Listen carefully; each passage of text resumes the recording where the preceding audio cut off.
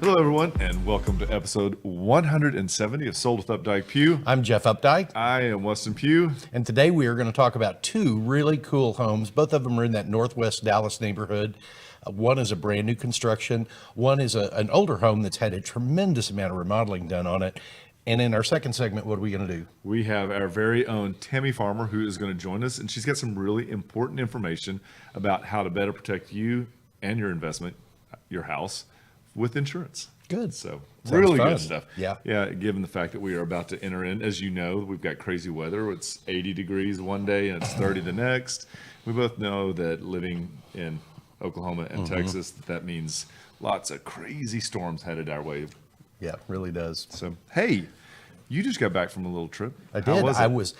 I have to say, Summer? Was it Summer that did this? Summer or Summer. Jill? It was I've not Summer. met these women in person, so Summer did an excellent job. I watched her last weekend, and it was just amazing. So Summer, thank you for letting me have the time off. Yes.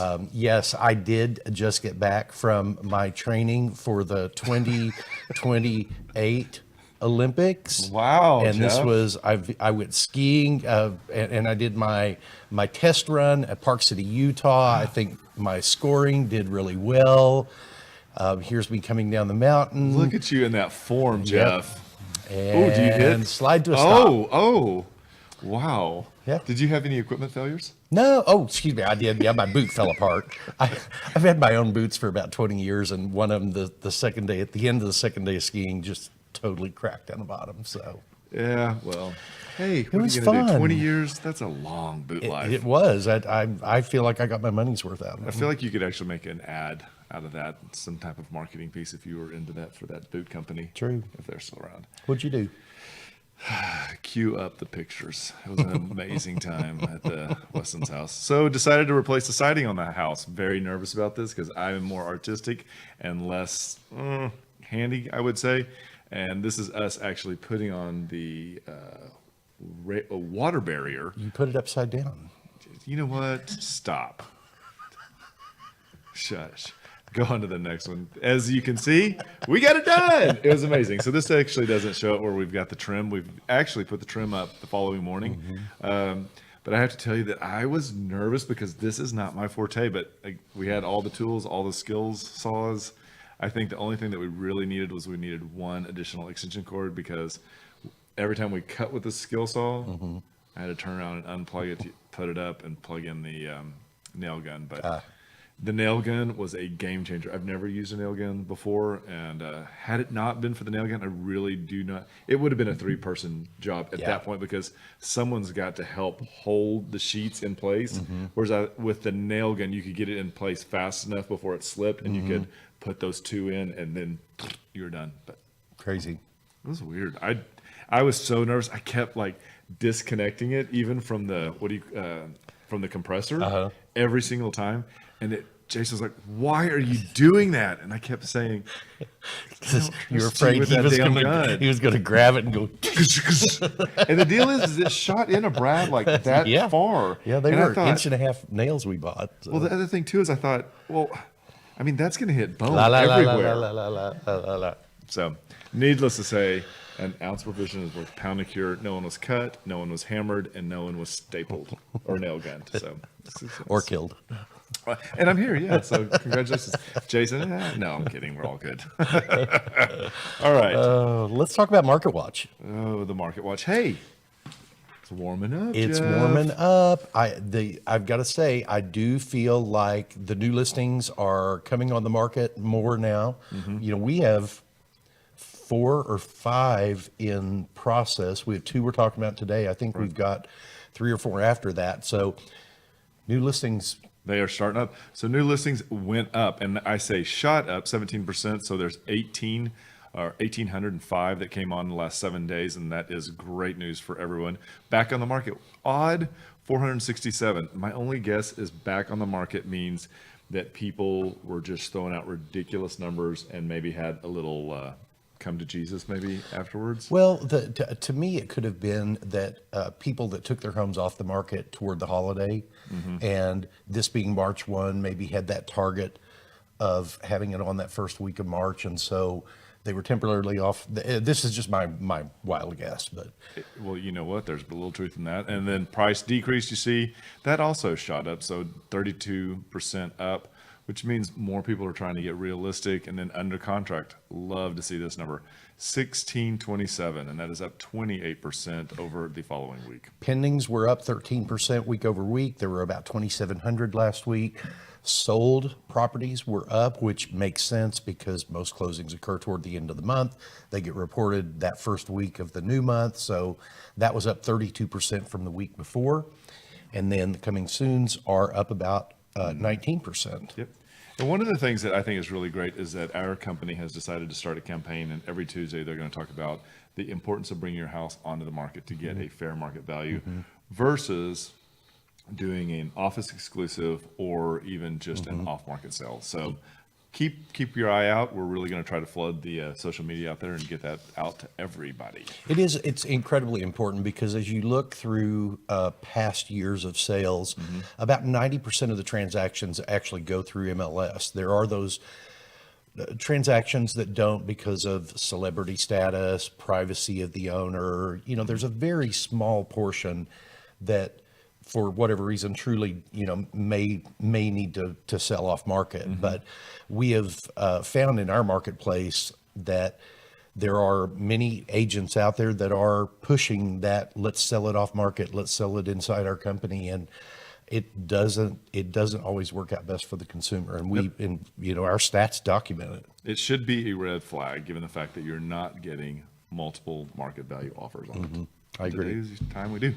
So the first house we're going to talk about is going to be 3481 Rosebud Park Lane, and this is in Northwest Dallas, and it is a great area. Really is. This is in a brand new David Weekley subdivision that is right off of Walnut Hill and Webb Chapel. The subdivision has about 30 homes in it, and half of them, no, it'd be a quarter of them, I guess, all back up to the North Haven Trail, which this one does as well. Yeah, and it is such a great portion of Dallas because it has amazing access. As you see here, there's the trail, winds all the way from, is it 35, Jeff? Yes, yeah, almost to 35, yeah. And to 75. So it's a really great run here. The other thing is it's so important in Dallas as we expand and as we kind of go through these traffic growth patterns for people to be able to have different accesses to get either to 75 or the toll road. And both here we have access with Royal, Forest, and Walnut Hill, which is really important.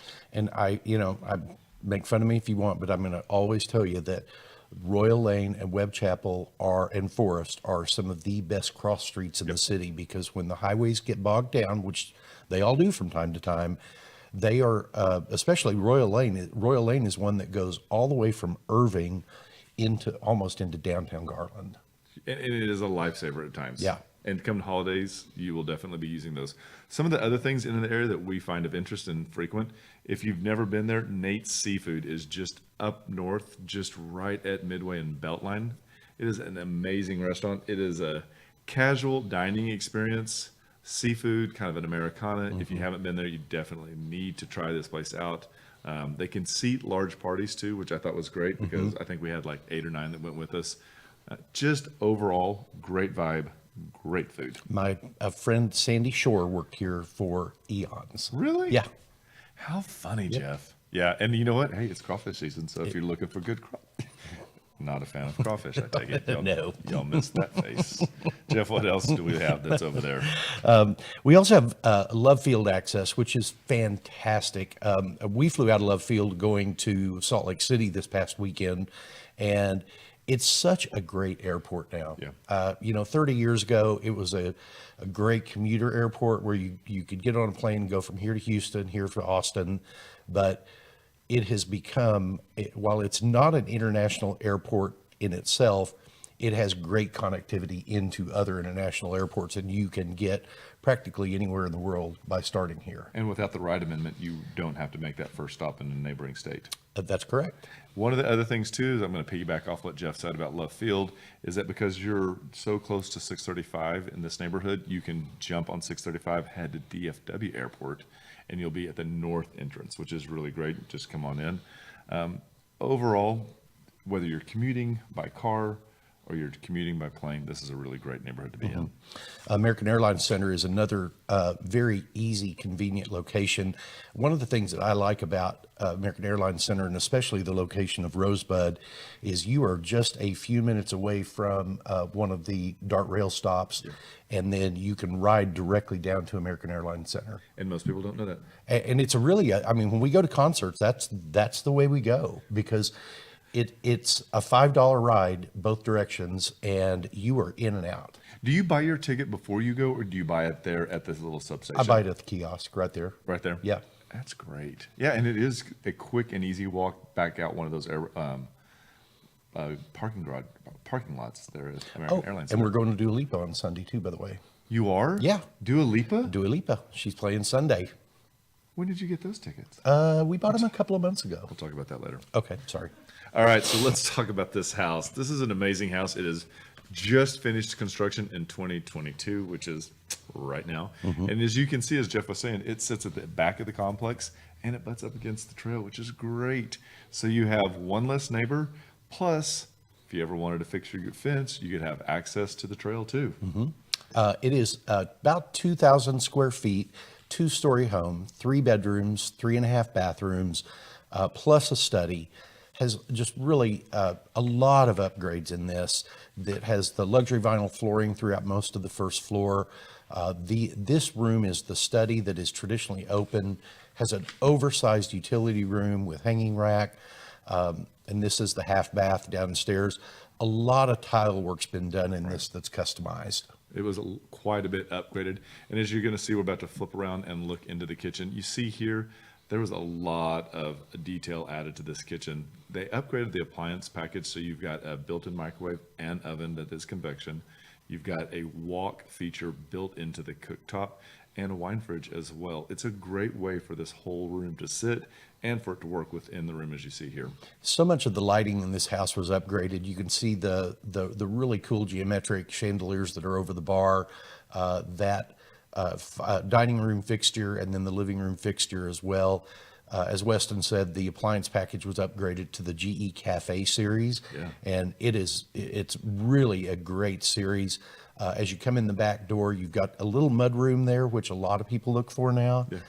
Just laid out really, really well. And I like that the ceiling has height, but it's not cavernous so high that it just is going to echo, because I had that in my last house. The balustrades going up were custom also. Those are iron. These are the bedrooms upstairs, and one of the bathrooms has an ensuite bath, which means it's in the room. That's this one here, and then upstairs you have a living area that could make another media room, a art room, a pool room, and then this is that second bedroom upstairs that also has a bathroom just right across the little hallway entry there, with some really cool tile work that's been done. So this house is 3481 Rosebud. It is a 3-bedroom, 3-bath, 2-car garage, and it is 2,400 square feet, priced at $749. And it again has so many elements in it. This is all the master bath that you're seeing downstairs, master bedroom, master bath, with the big walk-in shower, quartz countertops, dual undermount sinks, huge walk-in closet. Did the frameless glass here. It also has the rain shower head in it and a big walk-in closet. Yeah. And so one of the things too that is amazing about this is the way that it's going to sit on the lot. So there's lots of light that comes in because you don't have a lot of trees in this area. But again, board-on-board fence, and it has a covered patio. And also, as Jess was saying earlier, the tile has been really well done. And you can see here they've done a great job adding this tile. And this is the side yard because you don't have that neighbor there on the side. And there have been quite a bit of electrical upgrades done to this, floor plugs put in, exterior light plugs for Christmas lights or holiday lights. It's also been pre-wired. It has an alarm system installed and pre-wired for 2 cameras, one at the front door and one at the back door. Just a really well done product. So 3481 Rosebud Lane, it is a 3-bedroom, 3.5 bath, 2-car garage, built and finished in 2022. Just at 2,400 square feet, price at $749, which comes in at $302 a square foot. Now, what we're going to do is in the comments, we'll also add a link that you can click on so you can get an idea of where your nearest places that you hang out is and this house. Plus, you can see all of the pictures. And if you'd like to take a look at it, let us know. We'd be happy to make that happen. Great. So let's move on to our second home today. This is in a very similar area. It's probably about half a mile away from the Rosebud Park. This is at 3106 Rotan Lane. Same zip code, same northwest area of Dallas. Really super, super, super convenient. And we had an open house there this weekend, and there were so many people that were there. The cars parked all the way down the street, and it's really interesting, as you can tell in certain parts of Dallas, there becomes a gentrification process, and you see this where it catches on again, and what was once old is now new, and this neighborhood is got that. One of the amazing things about this is how big that lot is. Because of the way that it sits right there on that corner, it's actually one of the largest lots in that entire neighborhood. So it comes in at like 0.39 of an acre. It's a really great way for it to work itself out.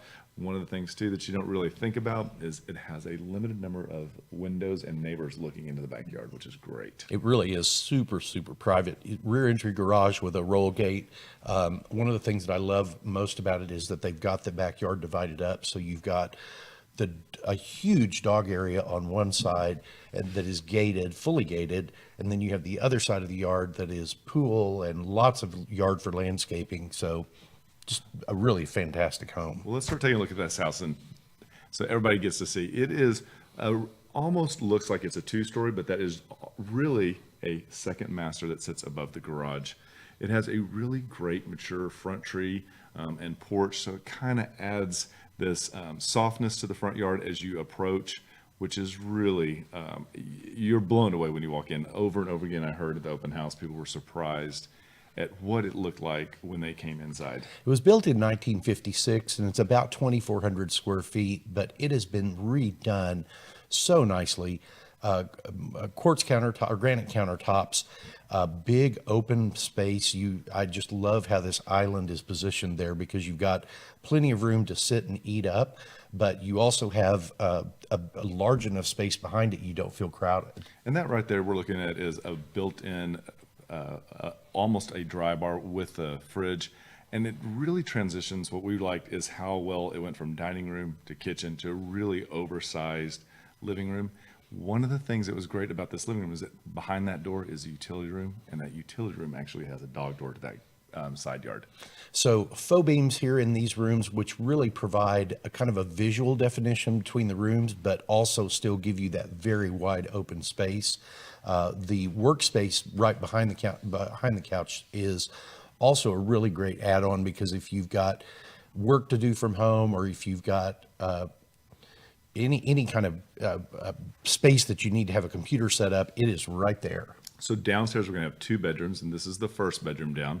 It's at the front of the house. It has a walk-in closet, and then there is a bathroom that has also been renovated. This bathroom kind of divides the master here from the living room. Master bedroom is really large and has a renovated master bathroom as well. So there's a lot of freshness to this house that I think that today's buyers just resonated with. You have a walk-in shower with a glass surround tile that is done tastefully and taken to the ceiling. And as you can see here, an enormous jacuzzi tub. And this is the upstairs master. Yeah, this upstairs master to me is just really an amazing room. Does it have its own private full bath up there? It is such a large, expansive room. It really, I consider it kind of the owner's retreat. Yep. One of the things that got the most attention is the tiny house on this. It is inside. We're looking out. You can see how much natural light. Again, the faux beams in here. It has its own heat and AC, and a sub panel was installed. So this house is completely almost self-sufficient. And here's that side yard with the doggy door coming out that's separated off. You do have the storage building out there, and then you come back over. This is the swimming area, kind of the adult area of the yard. keep the four-legged kids over in the other space, but it's such a spectacular yard. And a great place it was so well received this weekend. So 3106 Rotan Lane. It's a 3-bedroom, 3-bath, 2-car garage, built in 56. It is 2,477 square feet. 550, which brings us in at 220. And that is also going to be listed in the comments below. Click on it if you'd like to take a look at it. Let us know, and we'd be happy to make that happen. Anything else? I think that's about a wrap. Okay, we'll be right back. There are lots of ways to keep up with us. Visit and like our Facebook page to watch us live and get updates about future show topics. Also, visit our Instagram account where you can see the latest homes we have for sale. You can also check out our website at updikepugh.com where you can create customized searches of active and sold homes that you may find of interest. If you'd like to know how much your home is worth, visit homeprice.fyi and you can get a price instantly. Just enter your address and a couple of other pieces of information and we will email you a price. If you are on the go and podcasts are better for you, our second segments are available on iTunes and Spotify. Last of all, you can reach out to us by phone or text at 214-377-2223. Hi, everybody. Welcome back to the second segment, episode 170 of Sold with Updike Pugh. What are we going to do today in our second segment? So earlier this week, we had the chance to sit down with Tammy Farmer with Home Team Insurance. We thought it would be really important, given the way that everything is changing right now. The cost of goods may be affecting your policy. Are we ready for the weather that comes through Texas in the spring? So we thought it'd be a great chance to bring her on and talk to her about insurance. So without further ado, we're going to roll a tape and let you take a look. Hey everybody, thanks so much for joining us for the second half of episode 170 of Sold with Updike Pugh. Today we have Tammy Farmer. Tammy, thank you so much for joining us today. We really appreciate it. Thank you for asking me. And Tammy is actually a fixture in our office and does the insurance. And you've been doing insurance for, when we talked just kind of pre-taping, you were telling me you've been in it for like 20 years? That's amazing. I know. Has it always been in insurance? Well, I've either done insurance or banking. Insurance I've or either banking? managed a bank or I've done or I've worked at an insurance agency. So, kind of now they're one and the same, really. It is interesting. One of the things that you did last week that really caught my attention is you sent out a really informative email to all of the agents, and you were talking about condos, and I thought, that's so important for us to reach out to people, but I think it's also important because right now we're in that season where the market is on fire, and so you have a lot of new clients coming to you, both agents and homeowners, but also the weather's about to shift, as we saw yesterday at 4:30 when it went from 70 to 35. Yes. So we wanted to kind of cover some of the basics with you to kind of help our viewers understand like what's really important, and coming at it from a standpoint of a neutral third party, I think is really helpful. And so we wanted to just jump in and talk about what is the difference between replacement costs and purchase.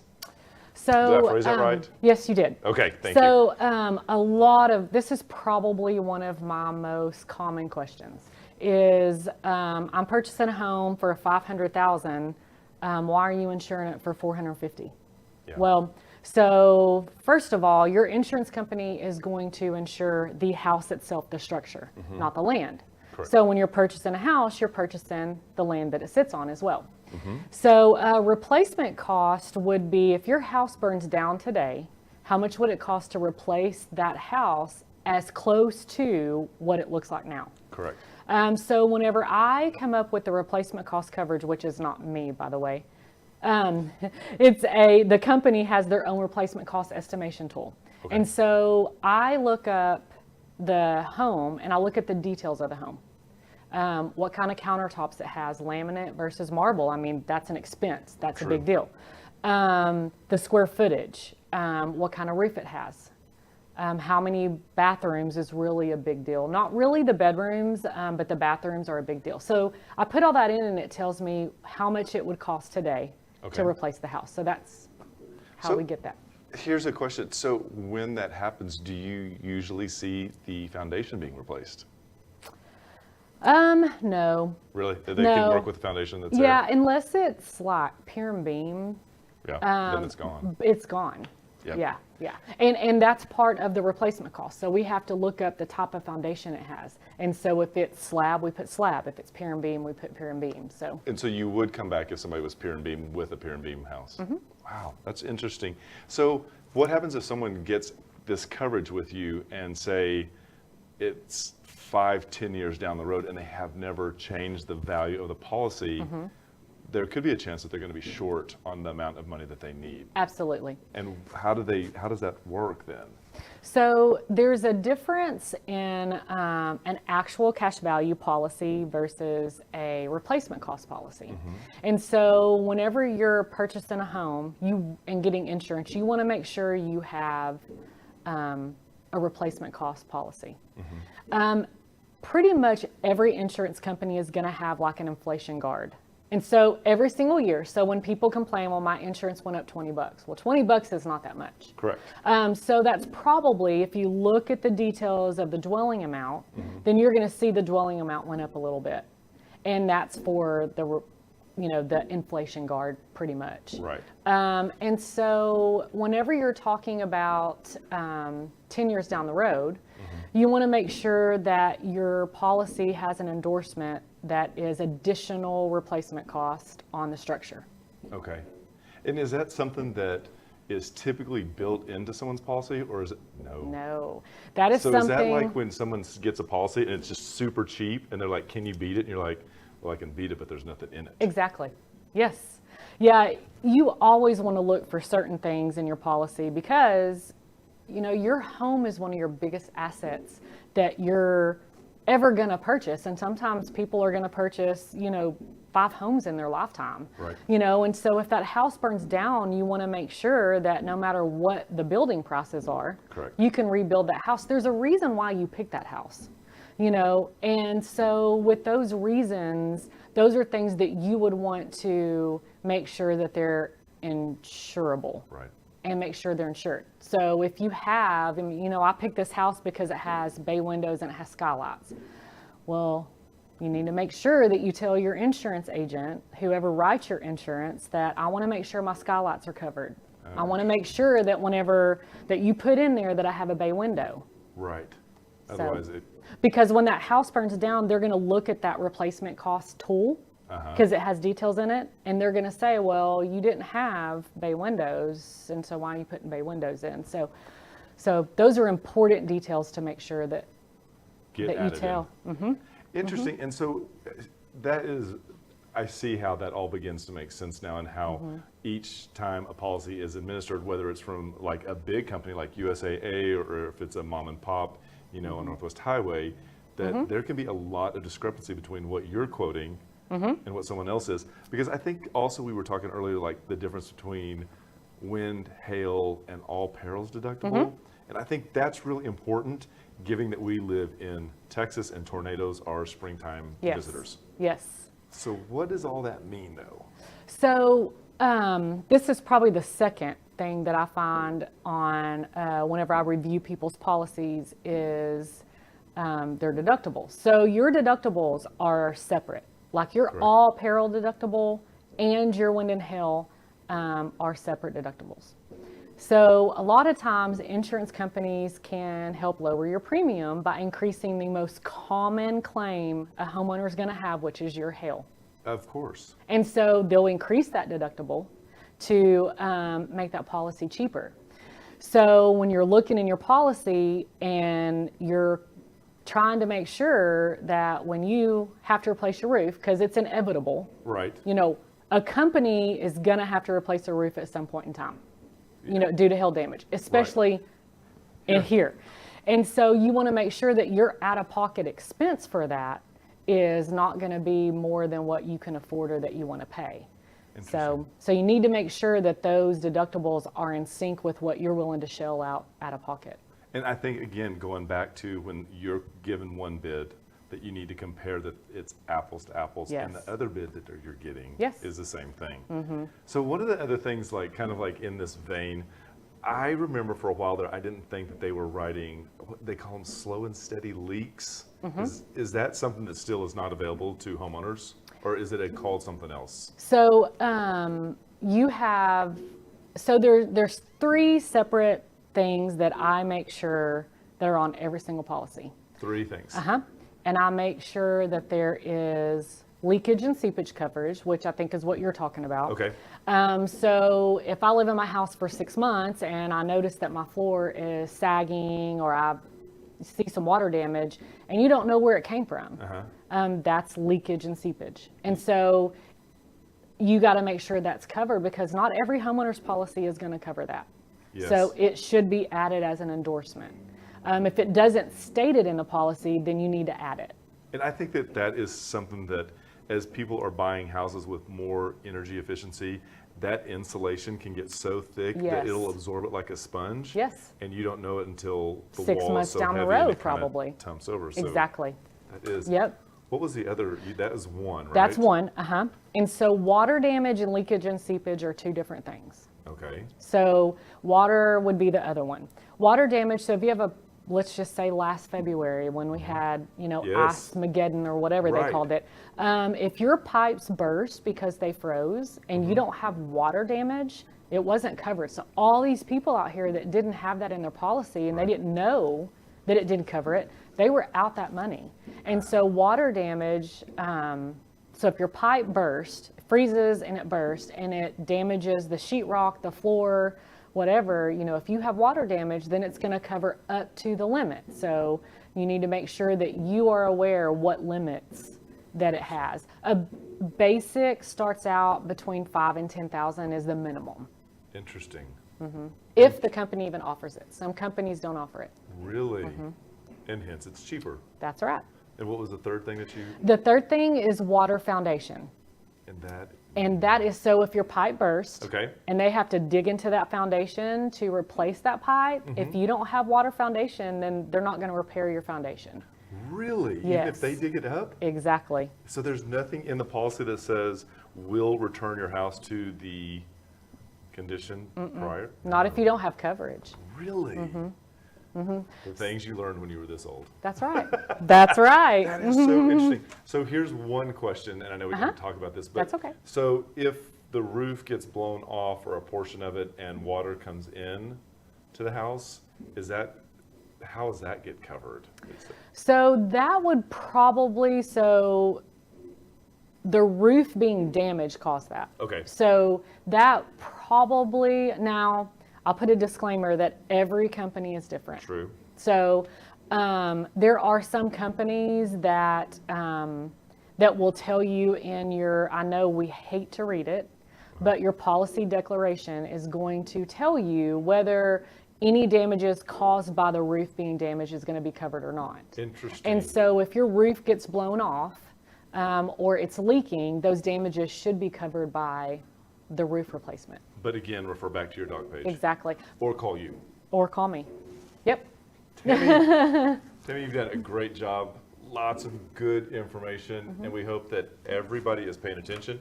I know more than anyone how important it is to have good insurance, whether it's wind, fire, or hail, you need to have it. And we're going to put Tammy's information up on the screen. Please give her a call if you're thinking about changing your policy, or if you just want to have a quote on what you currently have, and she can take care of you. Absolutely. Thank you. Well, thanks so much. And tune in next week. We'll be on again next Wednesday, live on Facebook and on YouTube. Join us, and we'll see you then.